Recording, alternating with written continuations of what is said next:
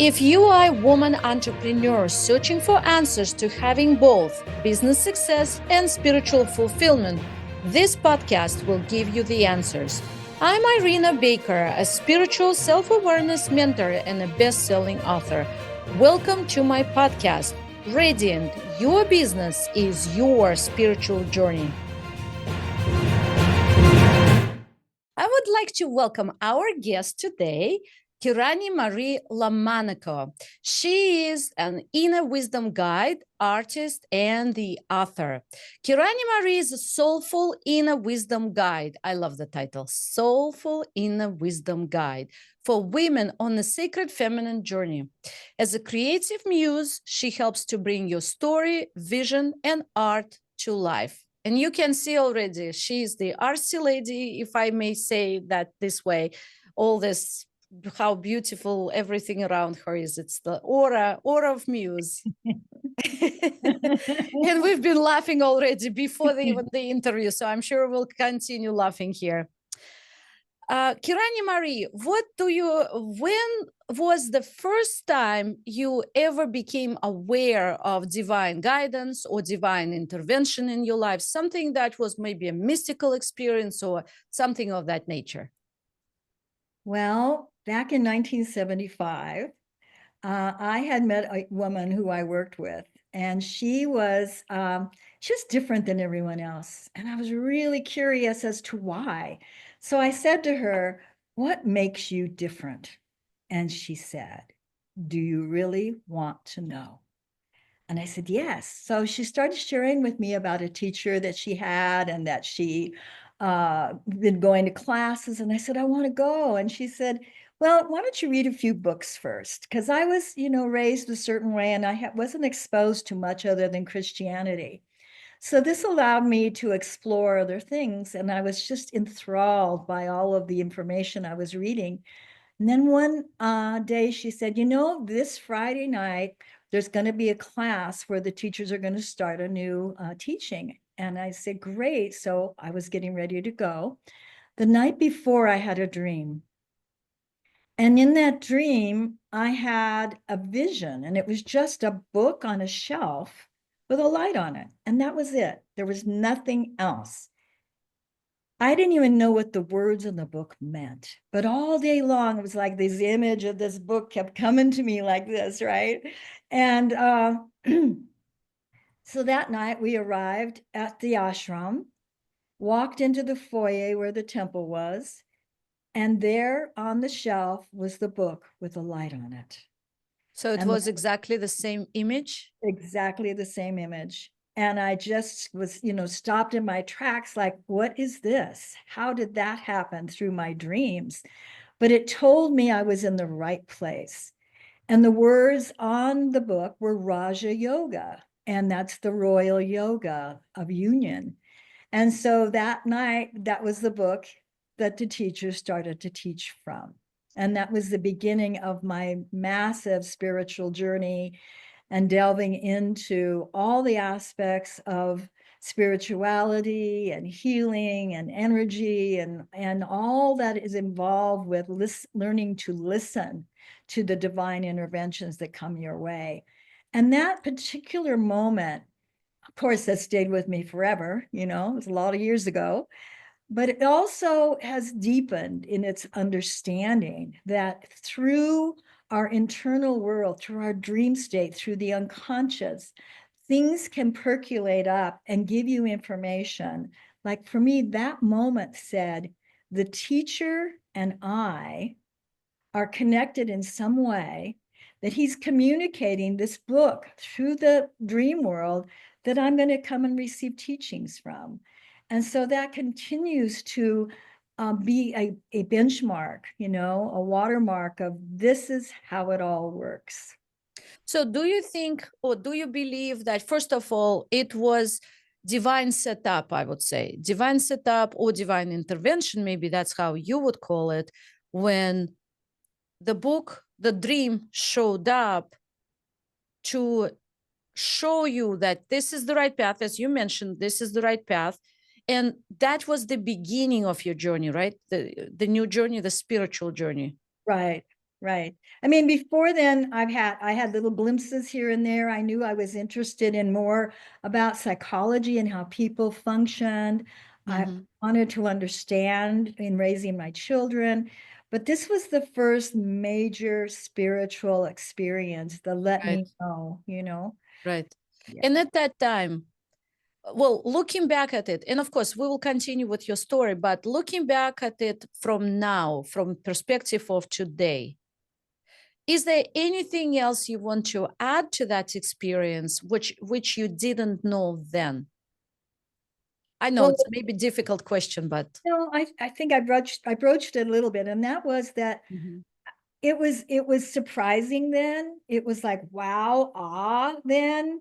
I knew when I met the teacher and sat, to listen to teachings that it was what my heart and soul needed. Mhm. But as the years pass and as I've grown and learned more and spent time with Jungian analysts and shamans and all kinds of different traditions, it really was that, like I said, that moment that let me know that there's more to life that's on the surface. There's more at work here than what we normally see and Mm. perceive. And so trusting that, I think that's the biggest gift that came over the years, is when you trust those experiences to be something so deeply divine, soulful, and sacred, and to keep your eye out for it, to let your awareness expand more, don't limit yourself, and you'll receive a lot more that way. And you were very ready because you were seeking answers, even though you might have not realized it. Because when you look at that woman and she looked different to you, it was already like a red flag to of your spiritual setup is coming up. Spiritual, the beginning of the new journey is coming up because you paid attention. You could have easily missed that woman. You could easily not even see that woman, but yet you approach her and you said, I want to know more Mm-hmm. and help Mm-hmm. show me what do you have that I don't have because you're different and I want that what you have. So you subconsciously or even unconsciously were responding to that vibrational frequency. I got chills right now. Right, right. To that vibrational frequency that this woman was emanating and you were willing to embrace. Absolutely. And the thing about that is that as my life that I chose to live before that was what I understood my tribe wanted, my family, my religion, like get married, have children, and Right. and Stay I within the confines of the tradition exactly. and the normal human experience. Right. And I did that, but it didn't work. It fell apart. It was disastrous. Not because I didn't know how to love or because I didn't want it to work, but because it wasn't the right ingredients for my soulful journey in retrospect. At the time I wanted it badly. I fought for it. I did everything I could to keep that reality alive, but it just wouldn't work. It was like putting a square into a circle. It doesn't work. That's And right. so I was at that point where that marriage was ending. And this moment that gave me that aha, was the beginning of 30 years with this teacher and living in an ashram and learning more consistently. But at the same time, the part of unraveling that other lifestyle, the marriage and the children and all of that had to be tended to. And so you have a lot of dismantling to do in order to open yourself up to more. Right, right. And so then what happened? You got this, you saw this book, you started the learnings, and what was next, I guess, on your journey where divine guidance appeared again, maybe? Well, at that time I was working, for the school district, and I still with, my family and all of that. And then the divorce happened, but also all of a sudden, the teachers said they wanted to move and to another state. And I was shocked. It's like, no, you cannot go. You are like my lifeline to my soul.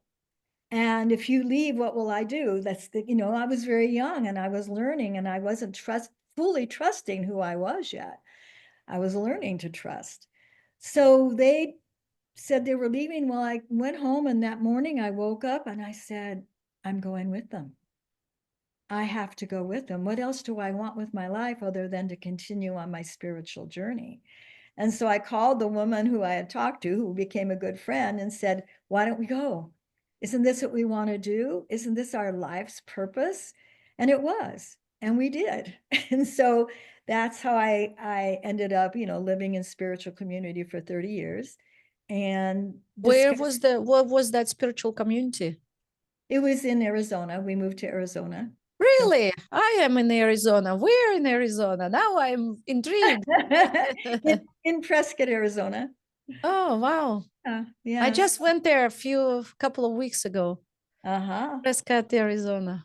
Well, then after that, I moved around, but I ended up back here in Sedona and I'm just loving it here.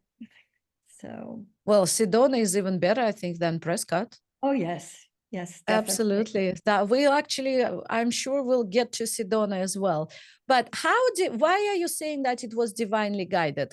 How would you, let's say a person is on the path in your shoes, right? And the teacher is leaving. How would that person know what's the right? How did you know? How would our audience know that's the right thing to do? I mean, it's pretty drastic what you've done. You Yes, it decided, is. okay, I'm leaving. Goodbye. And yeah, it's not that easy, but yes, in that moment, the Right. clarity was that's what you're going to do. Then I have to deal again, just like leaving the marriage, you have to deal with the ramifications of the physical world and everything Right. you're entangled with. And how do you do it? And what are Right. you leaving? And You I'm still have to take actions. have to live through that. But I think that's our refinement. So That tell me about this first moment, because this is how you brilliantly said it. The first part is that moment of divine inspiration, divine intervention. You first of all, you have to catch it, right? You have to receive it, maybe even initiate. Maybe you initiated by saying, well, I don't know if you initiated because they told you they're leaving, but then you initiated saying, what can I do? can I What's my come? next step? Because then So what next? Is it okay if that's I actually come? I want to come, right. So we're dissecting here because first was you initiated, maybe you didn't know it, but you said, what is my next step on my spiritual journey? And when you ask this question, universe hears, divine hears, and divine responds if you're willing to receive it. Exactly. So then, But I was going to say, Irina, something's come up because as we're talking, I'm remembering a previous time. And this is a perfect example of when we listen and when we don't listen. Okay. It's all still the same journey. You're still on the same soul's journey. And that you may get an inkling and go, oh, and so you get to move forward. Or you may get an inkling and you stay right there because you have more work to do before you can move forward. Right. that is true. So what happened was I was in high school. So here I am 16 years old, right? And there's this boy that he's walking down the hall and in between classes, the hall is full of children, like a river of people coming. But he stood out. He stood out like a bright light. And I just like could not take my eyes off of him. And so I asked people about him. And they said, oh, he's not a very, got good reputation, so you might want to stay away from him. But I could feel this pull. I wanted to be with him. I went home, Irina, and I said to my mother, do not let me go out with this boy. Oh, There was a sense of knowing. It's like my soul knew this was trouble, but I also knew I wasn't going to be able to resist it, because I could feel this calling to go toward him. And so I went to my mom and said, you take care of it. You stop me from doing what my part of my journey wants to be, but I know it's not right, right? I then wanted to go out with him, and I went to my mother and convinced her it was okay. That ah, became, that became my marriage, and it was really, really challenging. I would never regret that I did it because I learned so much and have two beautiful children and grandchildren and great-grandchildren. But the point is that I didn't have the capacity to fully take in what my soul was telling me. Yes, there was desire, but the soul was saying, something's not right here. Do not go that direction. But I did. And I learned a lot, and a lot of good things came out of it.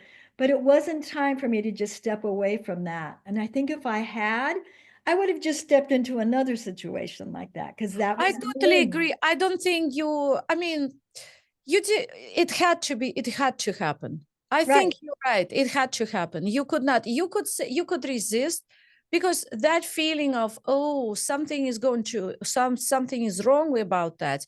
I Right. would interpret it as a lesson is coming.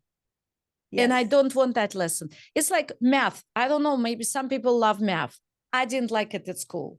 So if I know I have to take math at school, I'm not going to be excited about it, but I know I have to have it for my graduation because I have to have this And that's a requirement. perfect example, Irina, because yes, I needed that journey for my own personal evolution and growth and my spiritual process. But it was that warble. And I guess why I wanted to say it is for no one, we should never consider that we did anything wrong if we don't listen or we listen, because Absolutely. it's all divinely orchestrated for us, our own journey and soulful, experiences. So it was perfect, but I, I just remembered there was a little inkling back then about the soul peeking out and giving me some information. I also have a point I want to point here. Maybe it's a type of divine guidance.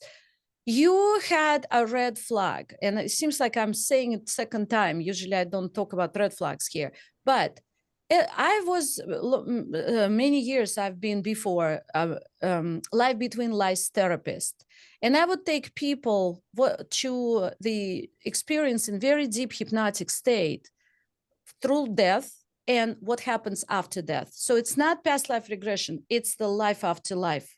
It's called life after life process. Why I'm saying it?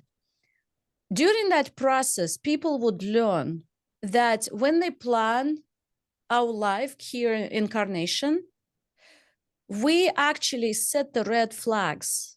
We set those milestones or even points in time, and I'm sure you know it, points Mhm. in time when we meet our significant one or significant friend or significant husband or whatever that significant soul will be helping us on our journey, as you said it. And so that pull that you felt, you saw the pull. I believe you just saw the red flag and you responded to it. Mm-hmm. Yeah, He was supposed to be with you and he was supposed to help you because you had to go, you had that contract. I do believe you had a contract. absolutely. And again, when you look at those things, you realize your children wouldn't exist without that. And your Right. children. So, I mean, the perfection of it, I love what my spiritual teacher said one time. He said, it's the perfection of imperfection, Exactly. right? Exactly. Because if we're perfect, we will ascend, but we're not perfect. That's why we haven't ascended yet. Right. Right. Right. Okay. So how about next or whatever next on your journey about divine guidance? Okay. I will be persistent. Oh my goodness. Well, I feel like every single step of the way allows us that opportunity when we really can be present to ourselves and trust ourselves and listen. So I'm guessing that the next step was when I had a Kundalini experience, and I don't know if people know what that is or not, but it's the energy in the spine that awakens us to the fullness of who we are. That kind of sits dormant and shows up a little bit here and there. Well, what it did for me is I had it disrupted my physical body in a very severe way for years and years and years. And but what happened through that was I saw the moment of me writing my book.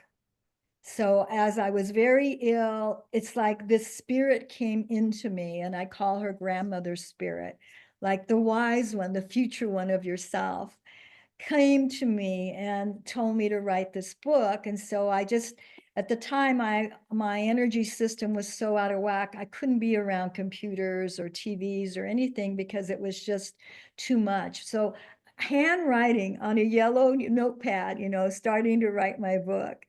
And so I would say that would be the next moment. And that book has been a significant part of my life now, because as you write a book, you are reliving your life, because it became a memoir, but a memoir in a fictional way, told by grandmother spirit from her perspective of observing my journey.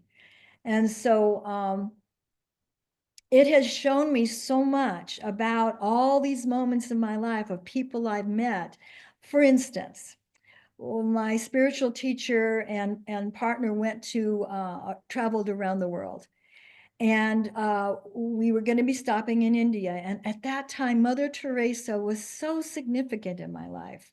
She just represented to me a woman of such deep kindness and compassion and love for humanity. And and I wanted to meet her. I wanted to go there and help her, to help with all the people there that needed help. In fact, so much so my mother was afraid I wasn't going to come back, and I was in my early 30s then. So we're in India and we're in Calcutta. And I said, well, let's see if we can go visit her space where she helps people, where they have the orphanage, where they give food and all the things they do. And I took out the phone book, opened it up, and looked up Sisters of Charity and dialed the number, and with the intention of saying who we were. We had a donation. We wanted to come and see what they were doing. And I said hello and who I was. And I said, we'd really wondered, is it possible? Is Mother Teresa even in town? Is it possible to meet her? And the voice on the other end says, I'm here now, come. It was Mother Teresa. Wow. So those kinds of moments, you realize the timing, the intention, the how it will serve moving forward, right? So after going through the orphanage and all the things, and we were sitting on a alcove area, and here comes this little woman walking toward us, and it's Mother Teresa, and she sits down next to me on a bench. And I'm just saying, I am here to help you. What can I do? And she says, I don't need your help. I have plenty of help. You go home. She, Oh, she said, when each of us does our part where we live, that's how we make the changes in the world. right. And then that has lived with me forever. And so when I went home, we had a spiritual center in a large piece of land, and I created a shrine to her. And every time I took women out there, I'd sit with them and tell the story, and then say, what is your part? Right. What And your also, people say, well, I am so spiritual, or I want to be spiritual, but they end up in a very dark environment. And actually, a lot of times people are not aware that if they're light, they're being sent to the place where it's dark, so they can shine their light and help surrounding environment as well. So that adds to that's my addition to your point, saying we do the part where we're supposed to be. Absolutely. And then I can add to that, because through circumstances and all, I ended up in Colorado, and I was starting my own spiritual center. And I had stabilized. I was starting a healing center with 3 other women. I was doing women's retreats at my property that I had established. And everything was really, really working well. And it was the first time I was doing it on my own. I wasn't with a community of like a spiritual community that I had moved with. And I went home that Mother's Day to visit my mom, and my mother broke down and cried, and my mother doesn't. And she just said, I cannot handle things any longer. I can't do it. I need help. And in that moment, I knew I needed to come back to California and care for my parents. Well, when I went back to Colorado, and my feet touched the ground and felt the silence and the richness of the earth. I just cried with, why am I being called to Los Angeles? It's the last place I want to be, not because of family, just because of the environment and the energy. And my Kundalini experience had left me chemically sensitive and electromagnetically sensitive. And like, that's the worst place to go. So I called in someone to help me to discern what was going on. And it was, why would I be called back to Los Angeles? Physical, very physical world versus you prefer to be in a spiritual environment with spiritual community, something where you could be on in your vibrational level spiritually, and then suddenly you're being called into back into the physical. Well, into I don't know what you mean by physical, but for me, it's like, Well, LA is physical, very, very representation of the physical world. right. Natural world, I love all of nature in the physical world in that way, but the city life, no. That's So what I mean, city life. yeah, I mean thank the you. human world, the human Right. world of physical human world, where we call them muggles, as Harry Potter world, non-magical folks, because spiritual people believe in spiritual stuff, people are more connected to spirit. Physical is when you live your life without realization of much, just being in the grinds of the physical. Right. Well, thank you for that clarification and Mhm. your terms. Yeah. Well, what happened was it was the message that came through is, yes, you've created your life just the way you want it. Everything's working out, but you're needed somewhere else. Your work there is not done. And you go where you are needed at this time. So it was a hard thing to step out, knowing what I was stepping into, but it was a beautiful experience, of course. I would never change it for anything to be able to be with my parents in their last years and care for them and nurture and love them. And so, but again, that place where you're being called and you go kicking sometimes and screaming because this can't be. I've just Right, created this perfect world for myself. right. And now I have to go here. And it was lots of healing, lots of loving. A whole new journey was created for me from that. Met some people, moved to Northern California, started another spiritual center. Um, met the Medicine Path Church of the Native American people and had sweat lodges and healing things from every walk of life, because my purpose was, and my intention for my center was, may all who enter remember who they are and stand in the wholeness of love. And that is what the intention was. So anything that supported that was welcome, from shamanism to Buddhism to Christianity to Native American. It didn't matter. What mattered was, is this opening your heart and soul to life and to your spiritual journey? That's very beautiful. That's Yeah. very beautiful. How did you get to that? How did you come up with this idea, this mantra or this motto? Was Again, it it's presented by the divine? yes. Why Always. do you think I'm asking, right? Of I told course. you we would be laughing.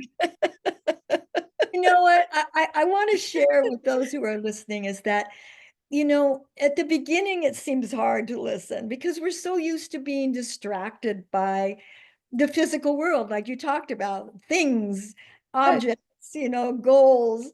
But when you come back to yourself, these things are natural. They're more a part of you than the physical world. It's right. much more lasting.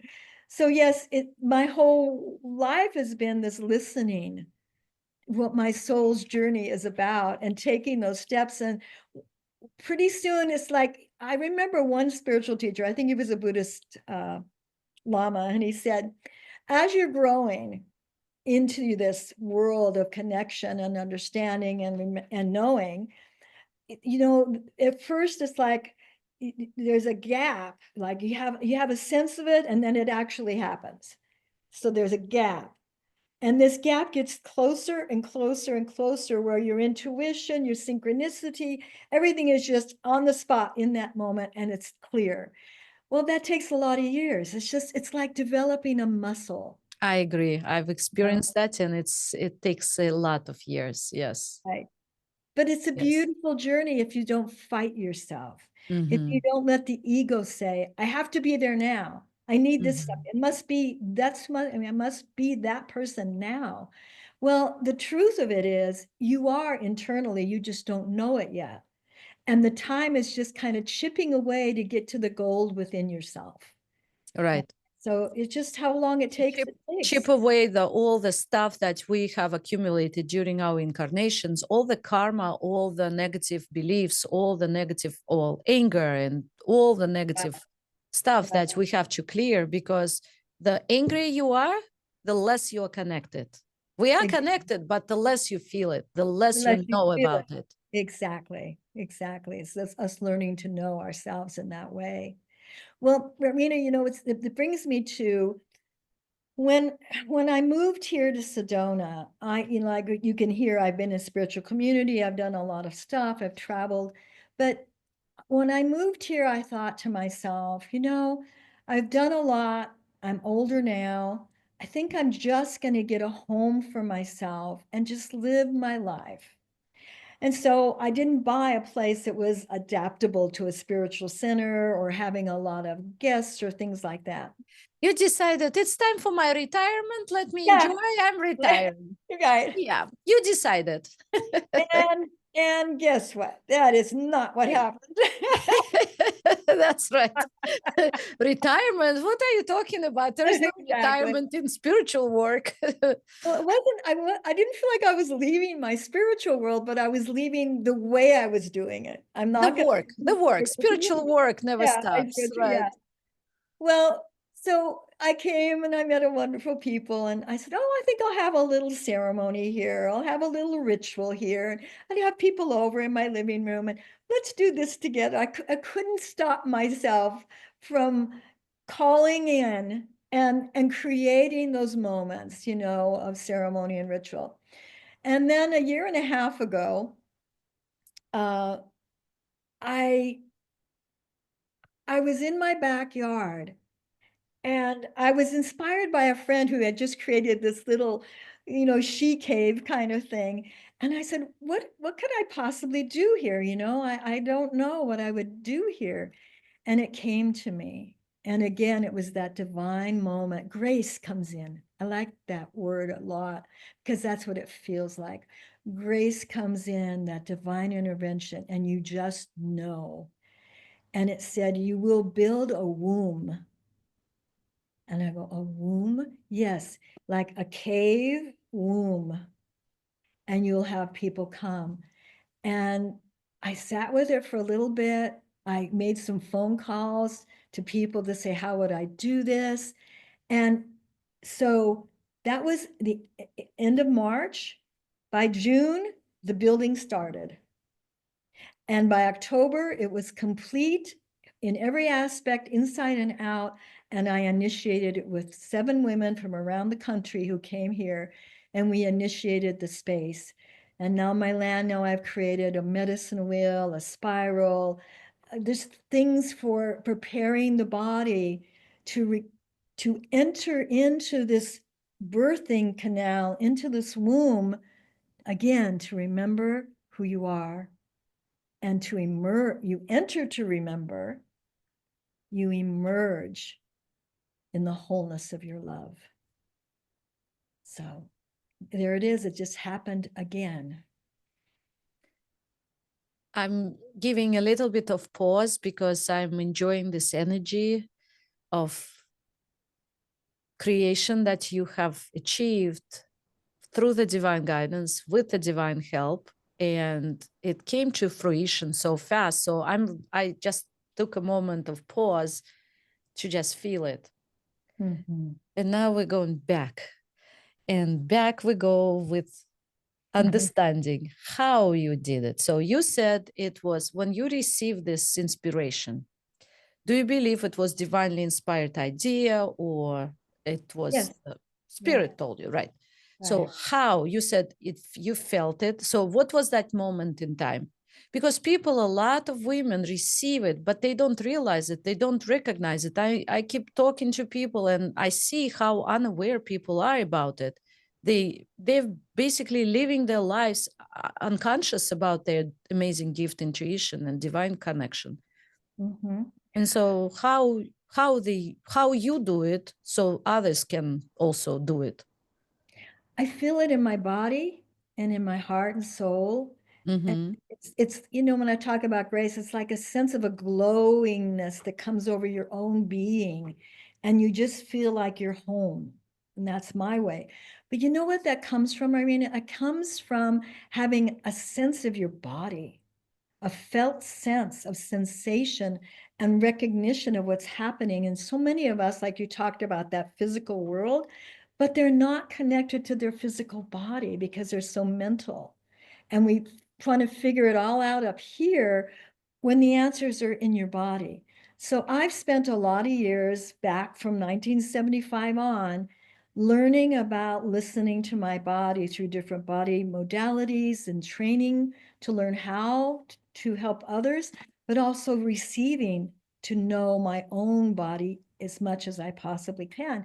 And I still do to this day receive sessions to become more intimate with what my body's telling me, because the sensation, the energy, the chemistry of it all reveals the spirit as an expression of the spirit within and an ability to receive it. I think that helps. I am super excited when you said, I became very excited when you mentioned the body, because you're right. The physical world is the mental matrix, I believe. And mental, everything is on the mental level. People are not in the body, even though they have no idea about it. And then a lot of spiritual people are, quote unquote, and I was one of them before, Flying Dutchman. And Flying Dutchman it means, yes, I love all the spiritual stuff, but I could care less about the physical. I could care less about the body. It's too dense, too harsh for me. So they go and escape their reality. And later on, well, at least that I'm describing my journey, I came to the conclusion that we have to bridge them both, the physical and actually all of that, mental, physical, and emotional, the feeling and the spirit and body is tremendously important, because how can you feel? You feel in the body. You can't Right, feel without the body. exactly. It's the body, it's the nervous system that makes you feel, but it's the spirit, it's the energy. We are that energy, we are that light, and the light is felt in the body. So you Right. were saying it's in such a brilliant way, and I love it, because after 30 years, I did have arrived to this conclusion too. I was trying to fly away from the body, but then finally, it's like in old medieval times, a knight would go on a quest for a Uh, holy grail uh-huh. far away in a faraway land, and then what happens? Comes back to Exactly. themselves, Exactly. and the holy grail is inside. It's the body, it's the connection with the divine. Right, exactly. And so, you know, aren't we lucky that there are people that have come before us that have gone through it that can tell us that, yes, it's body, mind, and spirit, the wholeness of who you are. You can't have a piece of you. You know, I've painted something to that effect saying, if you listen to your parts, and there's these little pictures of the parts, if you listen to your parts, something new emerges. If you don't listen to your parts, you're fragmented. You don't have all your pieces that you can stand and stable on this earth. So, Mhm. yes, so we've been gifted by others who've taught us, or books we've read, or experiences we've had, to really embrace and embody that. And now we get to share with others. This is what we discovered, how we became more embodied, more intimate, and more whole in who we are as human beings. Right.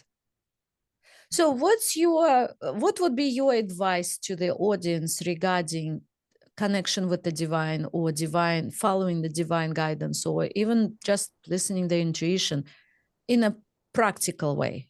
What And could you advise in a practical way? because everybody talks, everybody says, listen to your intuition, right? I mean, we hear it over and over and over. Right. But what if that person says, well, how do I listen to my intuition? How do I do it? How do I trust it? I haven't trusted it for years of my life. I mean, it's not, we cannot just say it and then everybody immediately follows, right? So that's why I'm doing the summit. I created the summit in order to help people to see how do people, different entrepreneurs use their intuition, use their divine guidance, and how can our audience benefit from it. Right, right. Really appreciate that you're doing that, Irina, because this is so important. And I think it's a great way of stepping in for people, but that don't know what that is inside of them. And I really think, we talk about meditation and people go, oh yeah, meditation, it's so old but it's true. What we're saying is stop, take a deep breath, sense who you are, because if you're always having input coming in and then mentally trying to figure all the input out, you're not connected enough to have your intuition at work. You're just figuring it out. Intuition comes from your nature, from your essence, from your own personal intimacy with yourself. So how do you get to know yourself? Stop, take a deep breath, do things that help you remember yourself, your needs, your desires, your preferences, not from a standpoint of society and culture, but what do you like? Do you like to take a walk on the ocean or in the forest?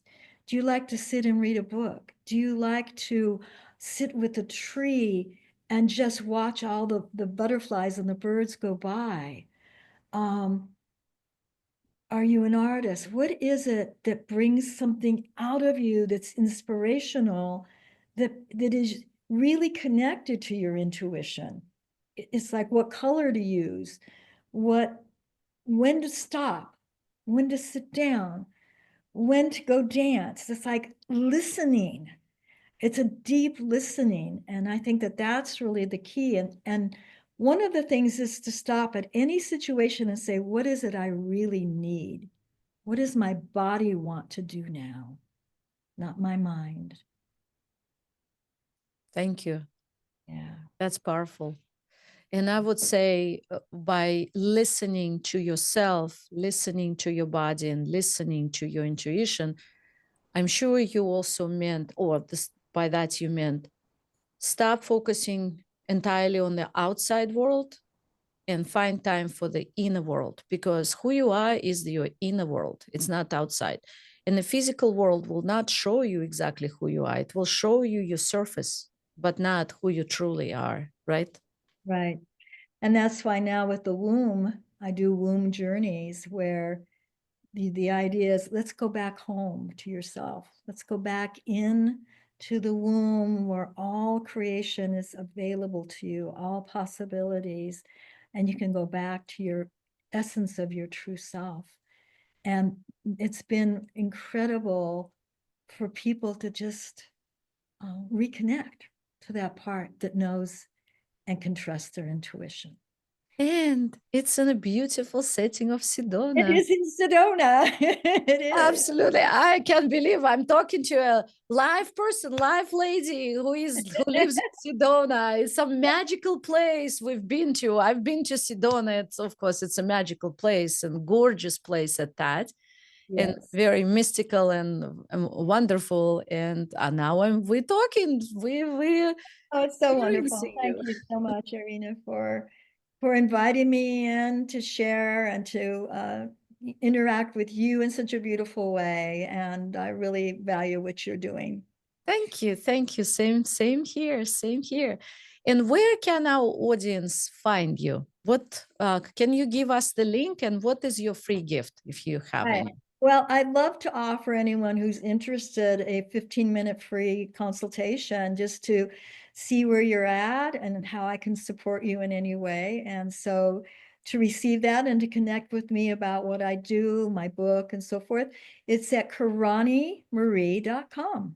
myname.com. It's that simple. Very simple, very simple. Well, thank you so much, Kerani Marie. It's been a pleasure, a delight. And really, you've been on a spiritual journey for so many years. And like you said, massive spiritual journey. I like that. Massive. I usually say intense spiritual journey because. Join me in my conversations by subscribing to this podcast. And remember, everything is possible with the divine.